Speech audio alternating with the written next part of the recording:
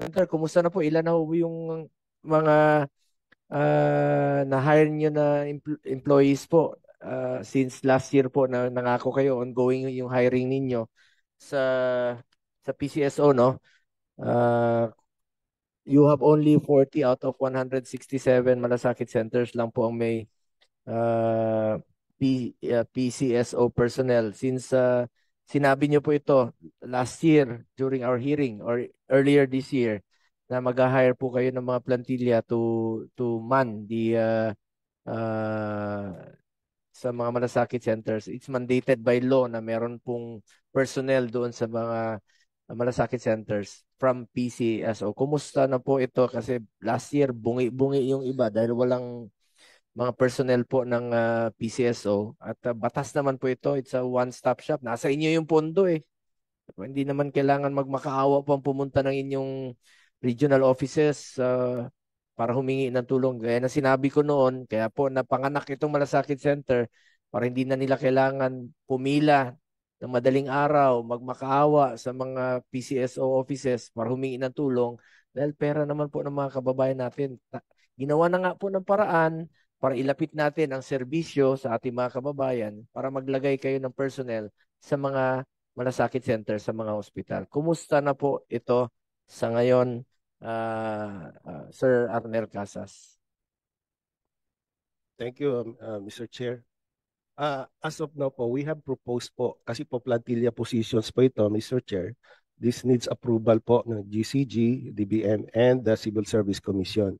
So right now po, we are in coordination na po with the GCG, Mr. Chair. And we assure you, Mr. Chair, that even kahit kulang-kulang po itong aming yung PCSO medical assistance is available po sa lahat ng malasakit center. Accessible po. Tuloy-tuloy naman, tuloy-tuloy naman po inyong tulong.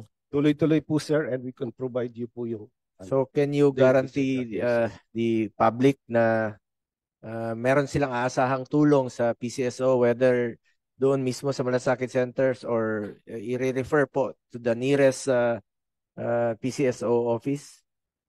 Yes, sir, we can guarantee that, and wala po kami tinatanggihan basta galing po malasakit center, Mr. Chair. Salamat po. Follow up na lang po yung Jao Yusek Chong once again po. Yusek Bravo, yung itong sa HIA, nandito yung mga health workers natin. Pwede makahingi po ng report tungkol dito sa HIA. Going back to, bago ko puntahan yung HIA, Yusek Chong, since wala si Sec Herbosa, inaantay namin ni Senator Raffy. Tuloy-tuloy ho ba yung tulong ninyo? Aside from malasakit centers, tuloy-tuloy ho ba ang inyong tulong sa mga DOH hospitals, provincial hospitals na may malasakit centers? At wala ho ba kayong pinipiling pasyentes since nasa inyong memorandum na walang matatanggihang pasyente, tuloy-tuloy po ang tulong sa programang MAIFIP o MAIP ng DOH, tuloy-tuloy ho ba ito sa ngayon? Mr. Chair, yes po. Tuloy-tuloy po ang pagtulong natin through the program of DOH, Mr. Chair. Kasi meron pong mga ibang hospitals like dyan sa Rizal, no? Casimiro Inaris Hospital. Matagal po yung pag-download po ng inyong MAIFIP, no? Sa kanila from regional offices going to the hospitals para naman po mapapakinabangan. Ang problema rito yung delays, ang tagal ng bureaucracy na ito. Ang daming dinadaanan.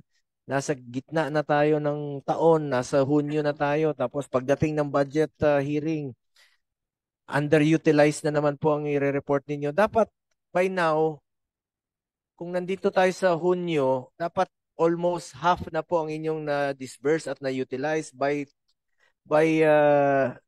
3/4 ng taon, by September, dapat 75% na, and before matapos yung taon, fully utilized na kayo para pagdating ng budget deliberation ay hindi yung i-report nyo underutilized po kayo. And then aside from that, yung mga pasyente po dapat makinabang, yung mga mahirap nating kababayan. Umikot po kayo sa mga ospital, nagmamakaawa, humingi ng tulong. Tapos ngayon, sobra-sobra yung pondo ninyo. So aside from your promise na walang matatanggihan na pasyente, ang importante rito, mabilis yung tulong. Tayo pong umabot sa kanila, tayo pong tumulong po sa kanila.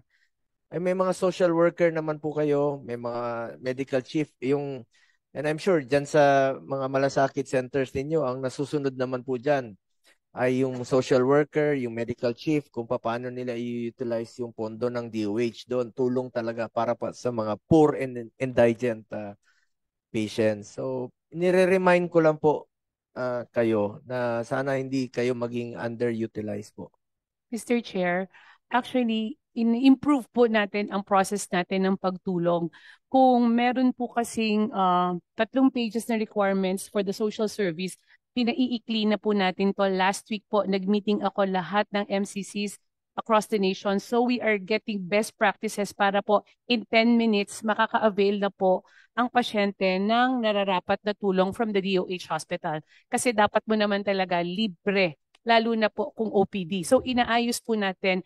And with regards po doon sa mga CHD na may MOA with the LGU hospitals and private hospitals, pinaayos din po natin kasi ang nangyayari po, hinihintay nilang dumami yung sisingilin nila bago sila mangolekta. So ngayon, ang ating memo is that konti pa lang po yung for reimbursement ng mga private hospitals at LGU hospitals ay mag-collecta na sila sa DOH para po ang CHD ay mag-request sa central office ng request for cash allocation. Para kami naman po ay magre-request din sa DBM ng cash allocation. Kasi ang ginagawa po before, hihintayin po munang maging 5 million.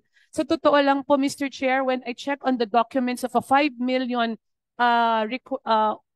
reimbursement, kasing taas ko po ang 5 million. So how do you expect CHD people to check ng kasing taas ko yung dokumento? Kaya po ngayon, fina-facilitate natin na konti pa lang po, maningil na. Kasi hanggang hindi po sila maniningil, hindi rin po kami makaka-request ng cash Ito yung sa allocation. mga private hospitals. Private and LGU hospitals po, Mr. Chair. So liquidation ang Opo, matagal. liquidation po So talaga. tingnan niyo po anong proseso na pwede ninyong mapabilis kasi nag-aantay yung mga pasyente, hindi makakaantay. Time is of the essence dito. Bawat minuto, bawat segundo ay buhay po ang nakataya dito. I'm sure magagawan nyo naman po ng paraan yan. And, meron po akong narinig na hindi nababayaran na private hospital. So tinigil nila yung kanilang services kahit na may MOA with you o putol. So, paano yung mahingi ng tulong? Kailangan na rin nilang lumabas sa hospital para hindi lumobo yung kanilang hospital billing. Kindly check on that. Mr. Chair, tinutulungan din po natin kasi po iba po yung alam nilang pag-reimburse sa government accounting rules. So, pinatutulungan na po natin lahat ng mga private hospitals para po tama at sakto po ang dokumento para hindi naman din po magka-problema yung mga CHD na mag-certify that correct ang lahat ng documents. So talaga po coordination lang ang importante po ngayon, Mr. Chair. And let me repeat, kindly assure the public po na walang matatanggihan na mga pasyente sa mga government hospitals, sa malasakit centers in line with your memorandum and commitment sa publiko. Tuloy-tuloy ho ba? Yes, Mr. Chair. Tuloy-tuloy po ang tulong natin, Mr. Chair. Salamat, Yusek Chong. Itong HIA na lang po. Sa HIA, meron pang appeal sa ngayon. Nandito yung mga taga-IMOS mga BHW, mga health workers, no? Mga health workers ng IMOS. Nung napasyal po ako doon, nagsisigaw pa rin sila ng HIA, HIA. So, kala ko, tapos na itong HIA na to, na-explain nga ni Yusek Bravo na inganyo nga po sila na mag-appeal na mabayaran po sila. So, meron bang mga payables pa sa inyo? At Yusek Bravo, pakisagot na lang po yan. Kayo po, unahin natin ang dito sa left at pagkatapos yung sa right. Magandang hapon po, Mr. Senator Bongo and Mr. Senator Raffy Tulfo. Kami po ay galing sa IMUS CDRRMO. Kami po yung mga representative ng IMUS. Bali po, kaya po kami nandito, ilalapit po namin yung mga personnel po namin na hindi po nabayaran due to system error daw po. At ang binigay din po sa aming slot lang po is limitado. Kaya po marami po sa amin ang hindi po nabayaran. Ito po ay nilalapit namin dahil katulad nga po ng sinabi ni Senator Bongo, ito po ay pinaghirapan po namin talaga at tinrabaho po namin. Marami po kami kinumply ng mga evidence na kami po ay nagtrabaho. Kaya po, pinapakiusap po namin sana na mabigyang pansin po ang mga hindi nabayaran sa amin. Actually po, bali, 5 na po ang namatay sa amin ang hindi napakinabangan yung benepisyo na to. Yun, no? Salamat po. Dapat na napakinabangan man lang nila yan. Umabot pa sa punto na namatay po yung mga health workers natin na hindi man lang nila napakinabangan yung dapat what is due to them. Let me repeat, services rendered po yan, pinaghirapan po yan ng ating mga health workers. Hero po sila ng pandemya, utang na loob po natin sa kanila ang ating buhay sa 2 taon na sila po ay nakipaglaban po para sa atin. Tayo naman po sana ang tumulong po sa kanila. And then, napapasalamat po ako sa DOH at sa DBM last year. Nabayaran po yung 27 billion. Pero may mga appeals pa rin po talaga. Kung priority po ng gobyerno ating mga health workers, bigyan niyo po ito ng pansin. Not only sa IMOS, kasama rin po sa United Private Hospital Unions of the Philippines. Meron rin po dyan sa Cardinal Santos, kulang pa raw po ng 2 months ang kanilang HEA. At marami pang iba, no? Itong sa BHW, no? Meron? Naga? Meron rin po sa Naga, LGU, mga BHW. At ito pa si Donato Orioste. Online, meron rin po dyan online. Isahin nyo na lang po ang pagsagot. At nandito yung in-charge natin ng HEA, si Director Napulan. Director ko, Yusek Bravo. Baka masagot nyo na po ito para isang kasagutan lang po. At kung mabigyan nyo po sila ng panibagong pag-asa, ikaw na nga nagsabi na nainganyo sila nung nabayaran. Pero hindi naman po nainganyo na mabayaran dahil utang sa kanila yan eh. Ibig sabihin pinagpawisan, pinaghirapan nila yan. So, due talaga po sa kanila. Baka mabigyan nyo po ng priority. Since you're from DOH at you're from DBM before, mas alam nyo rin po kung paano magawa ng paraan. Kesa unahin yung mga program projects na alam naman natin hindi makikinabang yung mga mahihirap nating kababayan. Baka pwedeng mabigyan po ito ng pansin. Yusek Bravo, para masagot po natin sila. Mr. Chair, Senator Tulfo, good afternoon. Tama po kayo. The last time that we put a deadline on the grant of HEA was 103 billion pesos. At that time, we were short of 27 billion. But through your efforts, we were able to release the 27 billion so that we were able to pay the 103 billion. Unfortunately, Mr. Chair, after the deadline that we set, we still got a request of appeals at saka late submissions of HEA. As of now, Mr. Chair, after sa deadline natin sa 103, ang pending na-receive namin ngayon is umabot na ng 8.1 billion pesos. However, during sa February 7 meeting with the economic managers meeting with DOF, NEDA, DBM, DOH, the economic managers agreed that at that time, February 7, the pending request that we got was 6.8 billion, and they agreed that that 6.8 billion will be included in our budget proposal for 2026, which we did. We submitted our proposal for 2026, including the 6.8 billion HEA request.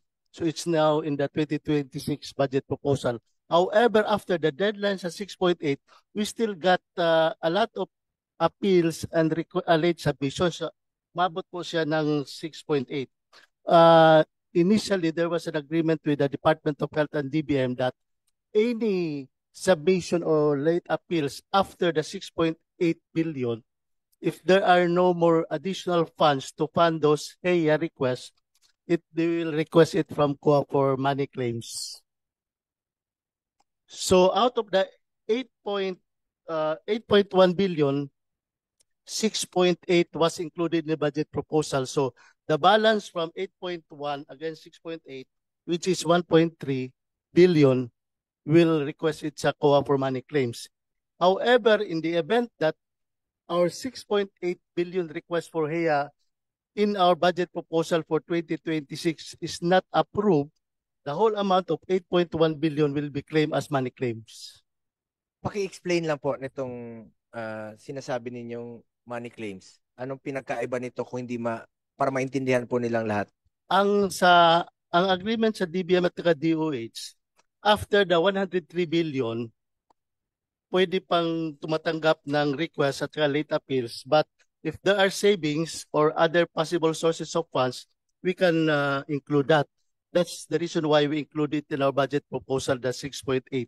However, outside the 6.8, i-money claims na po yun sa COA. So we will request COA for the approval that this amount will be paid, but it will be subject to COA evaluation.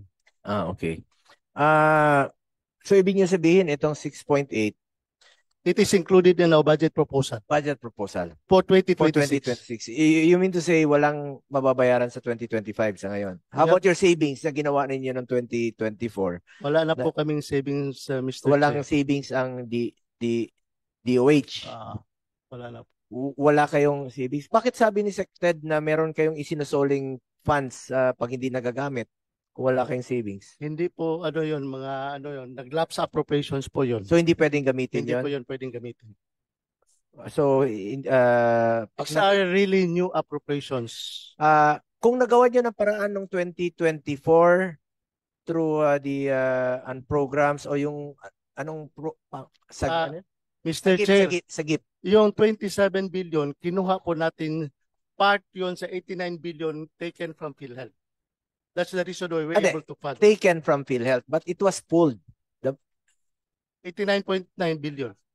Directly. No, I mean, it was pulled na. Binalik muna sa National Treasury. Doon sila kumuha. Hindi po, when they pulled it out, I requested DOF to pay. To give priority. To give priority to health, to all give, the health. Kasi hindi naman napunta sa health emergency allowances yung binalik ng PhilHealth eh. It was pulled first and then it was distributed. Naging priority po yung HEA dahil nag-ingay po tayo dito sa Senado dahil nakakaya naman na hindi nyo unahing bayaran yung mga health emergency allowances kaysa doon sa mga ibang proyekto sa totoo lang po. So nabigyan ng prioridad. Kung nagawa niyo na po ng prioridad noong 2024, bakit hindi nyo po gawa ng paraan ngayong 2025? Halimbawa, yung sagip, hindi ba pwede? Since you're from DBM before Yusek Bravo. I cannot answer for the sagip. So sa DBM, pwede nyo bang gawa ng paraan yan? Is it possible? Is it legally possible? Good afternoon po, Mr. Chair. We agree naman po with DOH that they included it in their 2026 proposal. For 2025 po kasi, we don't have, unlike po ng 2024, we have a program, actually unprogrammed appropriation specifically for HEA. Ngayon for 2025, we do not have that line item po under the... Yung sagip na tinatawag nila. Sagip po can maybe tap for social projects including nga po itong HEA. However po, subject pa rin po ito sa excess income. So, ibig sabihin, kung meron na excess income, possible, legally possible. Possibility. So, depende na po sa priority ng DBM. Yes, sir. So, I'm appealing once again sa DBM. Maybe in the next hearing, kung baka pwede nyo magawa ng paraan ito, kung may excess funds kayo, excess collection, baka naman maawa naman tayo sa mga health workers natin. Kahit na appeals po ito, still services rendered po ito. Next is ito pong sa budget na masama nyo. Can you assure the health workers na masama nyo sa inyong budget proposal for 2026 kung hindi nila masasagip sa sagip program ng DBM? Can you assure the health workers na masasama nyo po sa inyong budget proposal? Yes, Mr. Chair. In our submission to DBM for 2026, the 6.8 billion HEA is already included in our budget proposal. 6.8.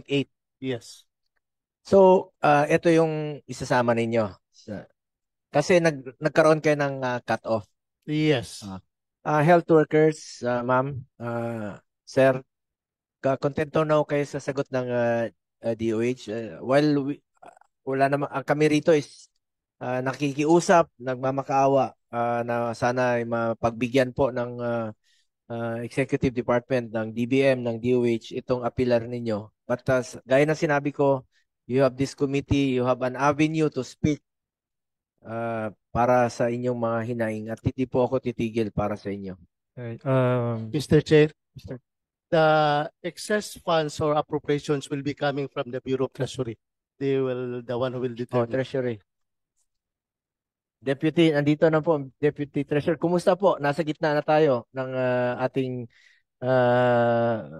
taon. So, kumusta po inyong collection? Ano yung projected ninyo? Meron bang excess funds sa inyong magiging collection? At posible ho ba maging basihan po ito ng sa GIF program?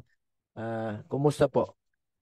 Mr. Chair, if I may. So what we can see is still unofficial, but I think we're looking at yung mga potential non-tax collections gaya ng mga dividendo, and at least from the initial records baka meron naman.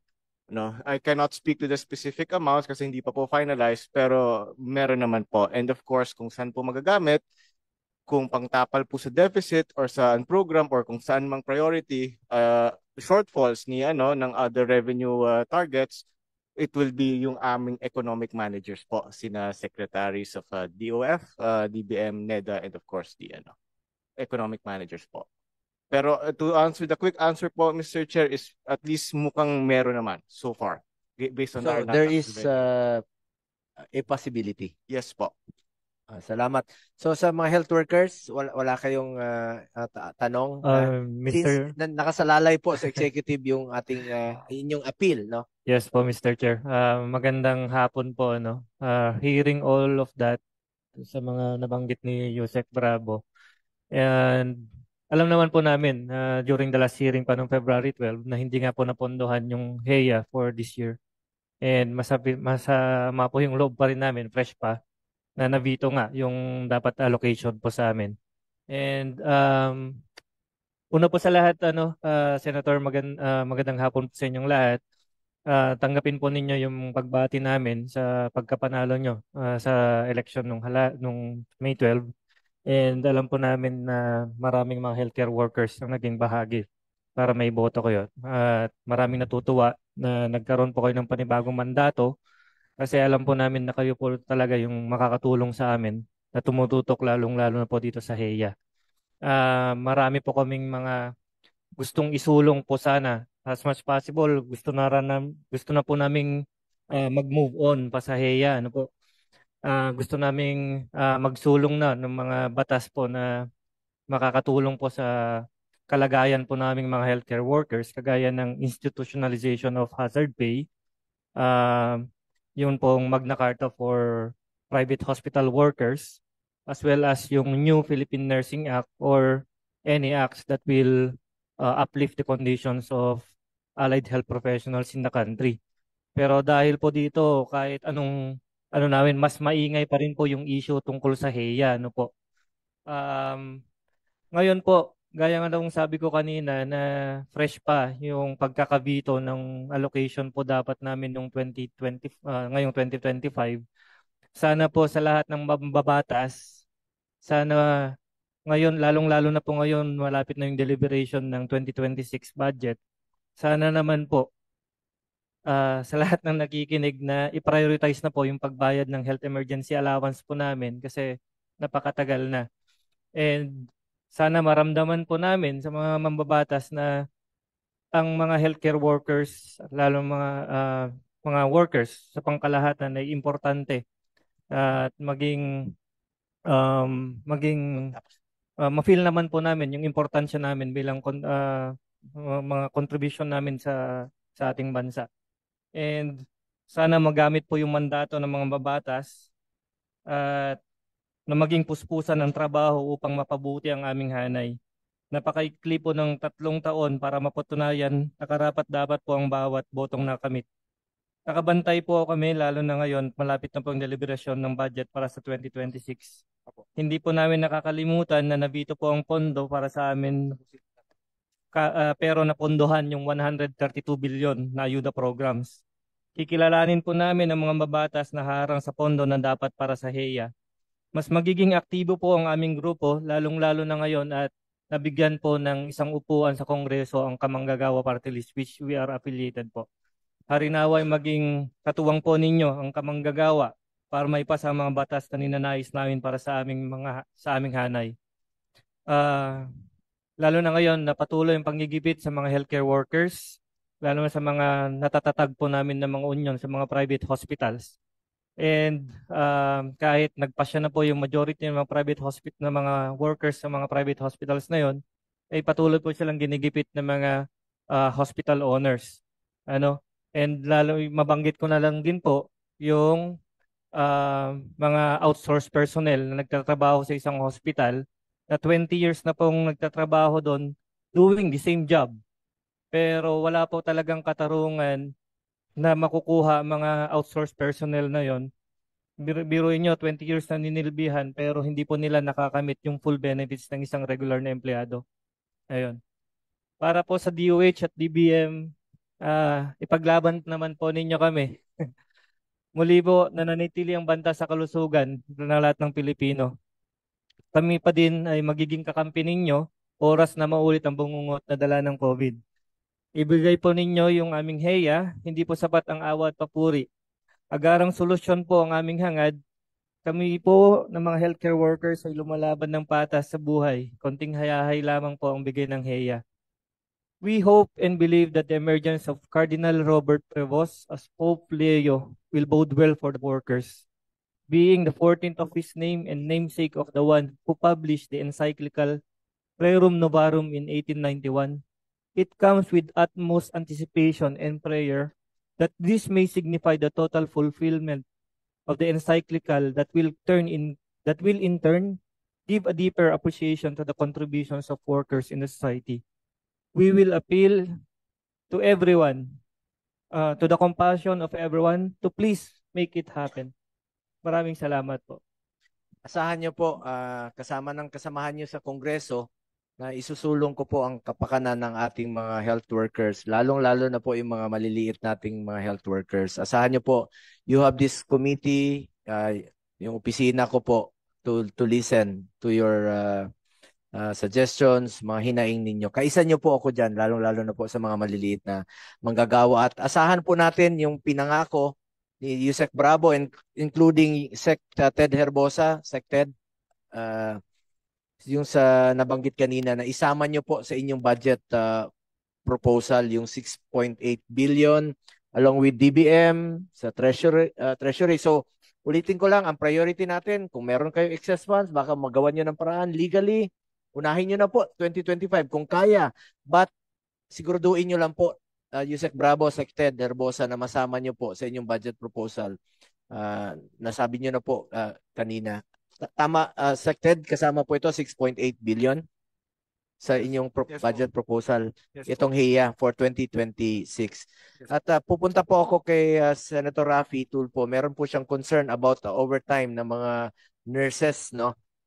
Masasagot rin po ng ating DOH yan. So, thank you very much, Mr. Chair. Yung sa overtime pay, ang issue ko muna dito, Secretary Herbosa, kasi nagreklamo sa akin yung mga nurses, particular na sa mga public hospitals, yung kanilang OT, sa halip na bayaran sila ng cash, kino-convert na lang daw sa paid day off. Tama ba yun? That is correct. Yeah. Pero ang gusto kasi mga nurses, dapat may convert yun sa cash. Kasi nga po, sa Magna Carta of Public Health Workers, sa Section 16, sinasabi dito, overtime work where the exigence of the service so requires any public health worker may be required to render service beyond the normal 8 hours a day. Such workers shall be paid an additional compensation in accordance with existing laws and prevailing practices. Siguro I can explain, no? Hospital workers work in shifts. 8-hour shifts, 12-hour shifts, 24-hour shifts. So ang doctors walang